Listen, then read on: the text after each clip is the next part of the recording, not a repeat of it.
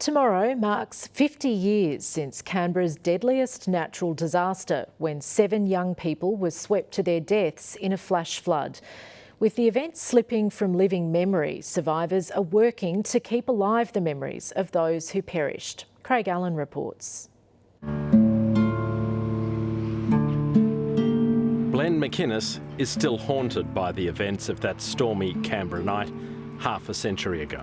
I wouldn't go past there for some time because it sort of upset me, and even by talking today I'm still getting goosebumps talking about it.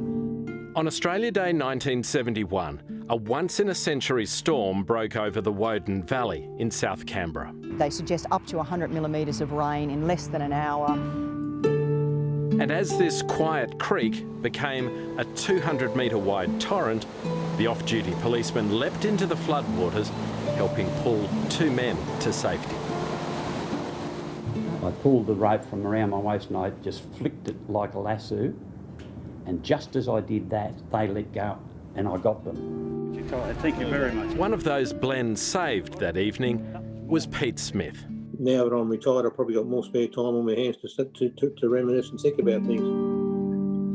So instead of getting easier, it's probably got a bit harder. In 1971, Pete was just a 17-year-old kid, travelling ahead of his 3 siblings and 2 cousins when their car was washed off the road. They then tried to make it through the floodwaters on foot. Very strong current, and then all of a sudden a wave came, another 1.5 wave came on top of that, and it just took them away.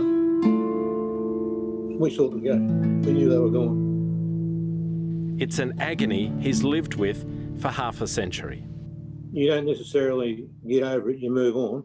Like there's never been a day I haven't thought of it in the last 50 years. 2 men also died that night as the flash flood overtook their cars. Then came the questions. Why couldn't a modern city infrastructure handle such a torrent? The causeway was actually built in order to deal with floods, but they didn't expect the magnitude of the flood that occurred on that day. Today, only a stone monument stands in memory of the 7 lives lost. But for a few, every detail of that traumatic night remains vivid. The sadness of it all will never go away. And they were beautiful, beautiful children, and really heartbreaking.